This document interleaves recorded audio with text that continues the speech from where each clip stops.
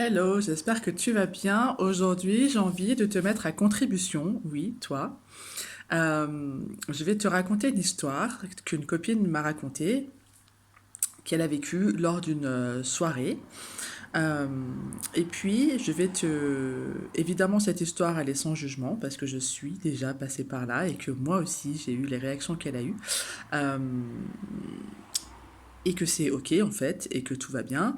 Et du coup, j'aimerais te permettre de changer les choses dans ta vie. Je veux contribuer à ce que tu changes les choses dans ta vie, que tu changes tes réflexions et que tu changes la façon d'interagir avec les autres. Et je vais te demander à la fin comment toi tu aurais réagi ou comment toi tu pourrais réagir si ça t'arrivait. Donc une copine me raconte qu'elle est partie en soirée chez des gens euh, et que cette nana, elle est festive, elle adore rire, elle adore danser, et donc j'imagine que elle devait s'imaginer qu'elle allait passer un bon moment, discuter avec les gens, danser, rire, parler de la vie, de tout et de rien. Et il s'avère que toute la soirée, les personnes chez qui elle était ont eu des discussions des discussions, on va dire, d'actualité, c'est-à-dire, alors je vais dire des trucs au hasard, hein, pour pas que les gens se sentent ciblés, mais la guerre en Ukraine, le Covid, les maladies, le climat, enfin, des trucs lourds et glauques. Alors oui, on a le droit de parler de ces sujets-là dans des soirées, et c'est ok, et ça permet, voilà, d'échanger un peu sur nos discours et sur nos idées, y a pas de problème. Par contre, on n'est pas obligé d'en parler toute la soirée parce que du coup, ça devient une conférence et du coup, on n'est pas trop là pour une conférence sur la guerre en Ukraine. On est plutôt là pour s'amuser, d'accord.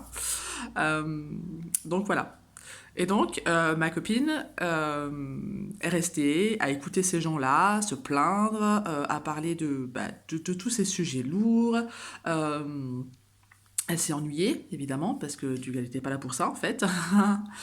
Et, euh, et puis, quand elle est partie de cette soirée, puisqu'elle est restée à peu près jusqu'à la fin, ou en tout cas, elle est restée une grosse partie de la soirée, euh, elle est restée 2 jours dans son lit, enfin dans son lit. Elle est restée 2 jours à ne rien faire parce qu'elle était fatiguée parce que cette soirée-là lui a pompé toute son énergie qu'elle avait récupérée 2 semaines avant parce qu'elle avait passé 2 semaines de vacances, qu'elle était pleine d'énergie, qu'elle était au taquet et en fait cette soirée-là, ça a tout vidé.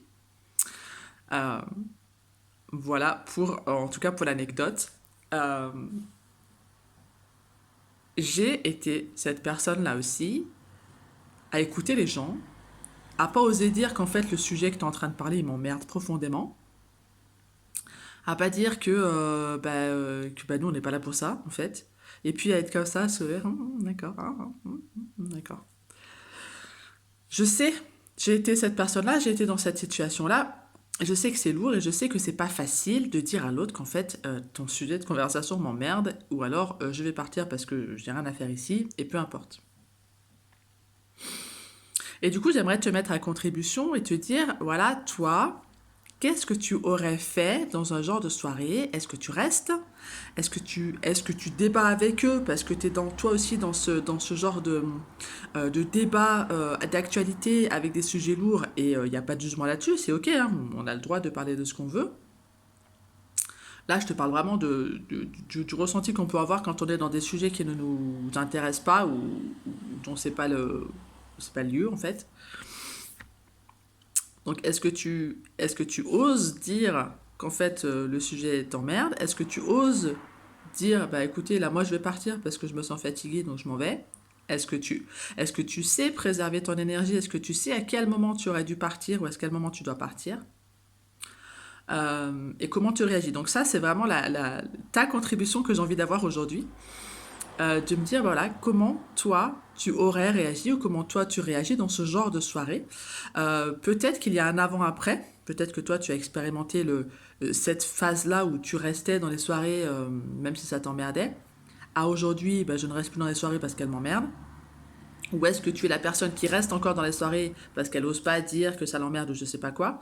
Ou est-ce que ça t'a jamais posé problème et tu te tires quand c'est le moment de te tirer pour toi? Donc ça, j'aimerais bien que tu participes du coup à cet échange et que tu me commentes euh, dans les commentaires quelle aurait été ou quelle serait ta réaction dans ce genre de soirée. Je vais t'expliquer ma version enfin ma version, ma façon à moi d'interagir dans ces soirées-là. Euh, j'ai la chanson de Yannick dans la tête, là. Cette soirée-là. Bref, toi aussi tu l'as dans la tête. Voilà, il faut bien partager aussi. Je pouvais pas la chanter toute seule dans ma tête. Il faut que tu la chantes avec moi. Dans ce genre de soirée, alors moi avant, je restais parce que j'osais pas partir, parce que j'osais pas dire à l'autre que ça m'intéressait pas, donc je faisais semblant, je disais, c'est super, super, je m'amuse, hein, voilà. T'as passé une bonne soirée? Oui, oui, j'ai passé une bonne soirée. Pourquoi? Parce qu'on a peur de se faire rejeter, entre autres. Pourquoi? Parce qu'on a besoin d'appartenance. Pourquoi? Parce qu'on a besoin aussi d'être écouté ou d'être entendu. Il y a plein de raisons pour lesquelles nous restons dans des soirées qui nous emmerdent. Ou nous restons avec des gens qui nous emmerdent. Donc j'ai été cette personne-là avant, où je restais en souris parce qu'on est bien élevé, parce qu'il faut faire genre, parce qu'il faut pas blesser les gens. Ok. Aujourd'hui, si moi j'avais été dans cette soirée avec les punchlines que je balance, euh, soit je sens que l'énergie elle est vraiment très lourde et que les gens ils vont être blessés avec mes punchlines et je sais quand même me mettre au niveau des gens et de me dire bon là peut-être que ça passera pas, de me dire bah écoutez là en fait moi je me sens fatiguée, je sais pas, je me sens fatiguée, j'ai besoin de rentrer en fait, donc une des solutions que moi je propose là c'est de dire bah en fait là ça fait 1 heure que je suis là mais en fait je sens que je suis fatiguée, je m'en vais. Et tu les laisses à leur discussion d'actualité, et toi tu t'en vas et tu vas te coucher, et comme ça t'as pas perdu trop d'énergie. La deuxième solution que moi j'aurais fait, évidemment que après coup c'est facile de dire oui moi j'aurais fait comme ça, évidemment, évidemment que c'est facile de le dire, voilà. Mais ça permet quand même de faire cet exercice-là, ça va permettre de te mettre en situation pour les prochaines fois et d'entendre des solutions et d'entendre comment tu pourrais réagir la prochaine fois. Donc, et même si la prochaine fois bah, ça marche pas comme tu le voudrais, bah, c'est pas grave. Nous sommes sur Terre pour vivre des expériences, donc vivons les expériences et arrêtons de nous blâmer ou de nous auto-flageller parce qu'on n'y arrive pas. C'est pas grave. Voilà. Donc oui, c'est facile de le dire après coup, mais le fait de faire cet exercice va te permettre d'anticiper la prochaine soirée de merde. Parce qu'il y aura toujours des soirées de merde, faut se le dire. La deuxième chose, j'aurais dit, bah là, on peut pas parler d'autre chose de plus gay quand même, là, les gens. Et là, soit ça fait un électrochoc chez les gens et oui, ça va détendre l'atmosphère et oui, on va aller faire autre chose, on va aller dans des discussions un peu plus banales voilà. Ou alors, si tu vas avoir des discussions profondes, on peut parler d'émotions, on peut parler de personnalité, on peut parler de, je sais pas moi, de la nature qui est belle, des gens qui sont bien, de l'entraide, enfin, on peut parler de tellement de choses. De tes centres d'intérêt. Alors évidemment, si tes centres d'intérêt, c'est le Covid et la guerre en Ukraine, bah, ça va pas le faire. Euh, mais oui, de parler d'autre chose. Donc, la punchline que j'aurais lancée, c'est, bah, alors, on pourrait parler de sujets d'un peu plus joyeux, parce que là, on est en train de prendre la soirée, les gars, quoi. Hein.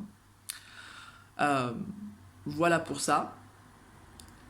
J'avais un autre truc en tête, mais les parties, c'est pas grave. Et de toute manière, tu vas t'entraîner à créer tes propres punchlines et à oser dire aux gens, en fait, euh, avec bienveillance évidemment, parce qu'on n'est pas là pour leur taper dessus, parce que eux, ces sujets-là, ça les concerne. Je pense que, enfin, quand on parle de sujets lourds comme ça, c'est vraiment que ça nous concerne. Quand on parle du Covid, alors que ça fait, on est quoi, 2023, je veux dire, ça fait 100 ans que ça n'existe plus. La meuf, elle exagère. Non, mais je veux dire, on n'en entend plus parler en fait. Ça veut dire que ça t'a impacté dans ta vie, que tu as eu des séquelles, que tu as eu des maladies, et que c'est encore lourd pour toi de porter ça. Et du coup, c'est à toi d'aller gérer tes émotions, c'est à toi d'aller libérer tout ça. Euh, parce qu'il n'y a plus lieu de parler du Covid, en fait. Voilà. Euh, bon, on peut en parler encore, mais c'est plus d'actualité, en fait. Donc voilà. Donc quand tu es dans ce genre de soirée, qu'est-ce que toi tu fais? Qu'est-ce que tu aurais fait à la place de ma pote? Moi je sais qu'avec les personnes, parce que je connais un peu les personnes avec... Enfin, je connais les personnes. Je connais au moins deux personnes avec qui elle était. Euh, et je pense que je me serais tirée. Voilà. Je pense que je me serais tirée. Ou alors... ah si, il y a autre chose à faire, en fait. Tu te recules, tu prends du recul dans la pièce, tu te poses et tu regardes les gens. Genre, tu te mets en autarcie, là, avec ton verre à la main, et tu observes les gens, et tu t'amuses à observer les gens, leur mimique, leur façon de se tenir, leurs fringues. Enfin, c'est un passe-temps comme un autre, hein. Si t'as pas envie, si t'as peur de blesser les gens en disant que tu veux partir ou en disant qu'ils parlent de sujets qui est trop lourd pour toi, tu peux aussi prendre ce recul-là en disant, bah, ok, moi je me mets en retrait, je m'assois sur ma chaise, et je regarde les gens, et je regarde les mimiques, et je regarde comment ils parlent, et je regarde comment ils sont habillés, et je regarde le lieu, le décor, comment c'est fait et tout, et du coup tu t'imprègnes du lieu et tu te mets en autarcie avec toi-même. Et forcément, il y a quelqu'un qui va venir te voir et qui va dire: ah bah tu restes tout seul. Ah bah oui, bah oui, bah oui, hein, parce que moi j'étais là pour m'amuser, pour rire en fait. Donc voilà. Donc il y a ça aussi, cette punchline là de dire: ah, bah, en fait moi je pensais venir pour m'amuser, pour danser, pour rire quoi. Donc j'étais pas venu là en conférence sur le Covid ou sur la guerre en Ukraine. Bref, ce sont des punchlines, c'est ma façon à moi d'apporter les choses, mais je suis aussi assez tranchante et assez directe, ça c'est sûr. Il n'empêche que ce n'est plus possible de rester dans des soirées dans lesquelles tu t'emmerdes, dans lesquelles tu es en train de vider ton énergie alors que tu rentres de 2 semaines de vacances. Non, en fait, c'est non. Et après, maintenant, je vais t'inviter à réfléchir à pourquoi tu n'oses pas dire aux gens, pourquoi tu n'oses pas partir, pourquoi tu subis cette situation. Pourquoi tu fais le choix, parce que c'est un choix de rester, même s'il est inconscient, même s'il est forcé par nos blessures émotionnelles. Et le fait de mettre de la conscience dessus, ben, ça va te permettre de faire d'autres choix pour la prochaine fois. Euh, Pourquoi tu n'as pas osé dire, ou tu n'oses pas dire que tu dois partir, que tu t'ennuies, que bah, en fait, je pense, voilà, moi ça m'intéresse pas ces sujets, donc je vais partir. Pourquoi? Donc derrière, il y a une blessure de rejet. On a peur de se faire rejeter ou d'être rejeté par les autres parce qu'on n'est pas dans le groupe. Ça rejoint aussi le besoin d'appartenance. Peut-être que ça rejoint aussi un besoin de connexion. Peut-être que tu avais besoin de connexion et que du coup, bah, tu restes avec ces gens parce que même s'ils parlent d'un sujet qui t'emmerde, bah, tu es connecté, enfin, tu es avec eux, tu as de la connexion avec les gens. Et ça peut être tellement d'autres besoins et tellement d'autres blessures. Et peu importe, juste pose-toi la question, pourquoi tu restes dans ces soirées de merde? Pourquoi tu restes avec des personnes qui te tirent vers le bas? Pourquoi? Pourquoi, c'est mon mot préféré. Évidemment, la réponse, c'est pas parce que, mais la réponse, c'est j'ai je ressens, en fait. Je ressens ça, en fait. Je me sens bloquée. J'ai eu peur. J'ai pas voulu déranger. J'aurais eu honte de faire ça. Ou je me sentirais coupable parce que je suis venue. Ok? Donc, je t'invite à me partager, toi, qu'est-ce que tu aurais fait? Partage tes réflexions. Qu'est-ce que tu aurais fait? Comment tu aurais réagi?